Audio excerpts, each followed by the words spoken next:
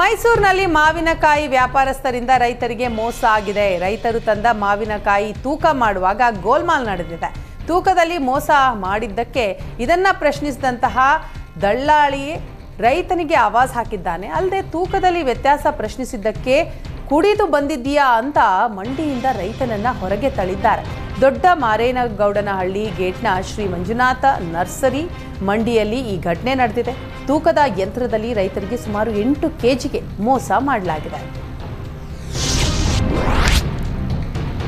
ಹಿಂದೂ ಸಂಘಟನೆಯ ಕಾರ್ಯಕರ್ತ ನಾಗೇಶ್ ಮತ್ತು ಆಟೋ ಸಮೀರ್ ಗ್ಯಾಂಗ್ನ 8 ಜನರನ್ನ ಶಿವಮೊಗ್ಗ ಗ್ರಾಮಾಂತರ ಪೊಲೀಸರು ಬಂಧಿಸಿ ಜೈಲಿಗೆ ಕಳುಹಿಸಿದ್ದಾರೆ.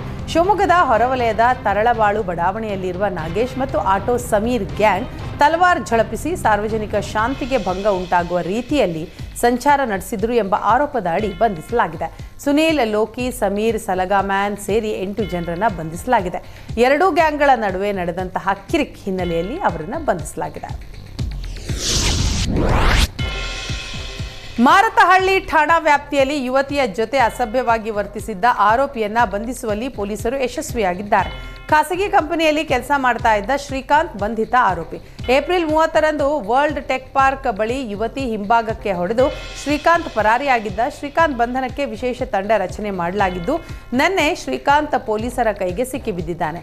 ಮಾರತಹಳ್ಳಿ ಠಾಣೆ ಪೊಲೀಸರಿಂದ ಶ್ರೀಕಾಂತ್ ವಿಚಾರಣೆ ಮುಂದುವರೆದಿದೆ.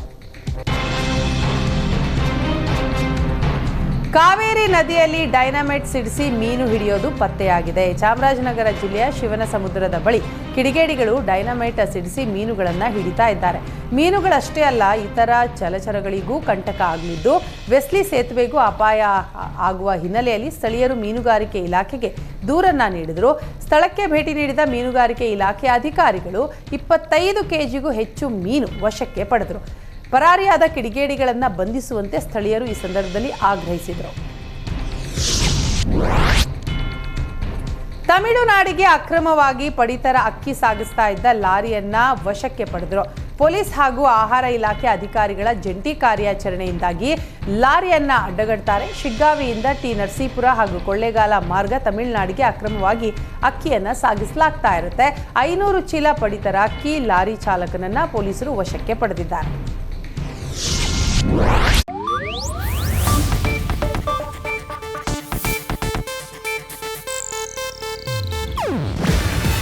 ಇದು ಏಷ್ಯಾನೆಟ್ ನ್ಯೂಸ್ ನೆಟ್ವರ್ಕ್ ಪ್ರಸ್ತುತಿ.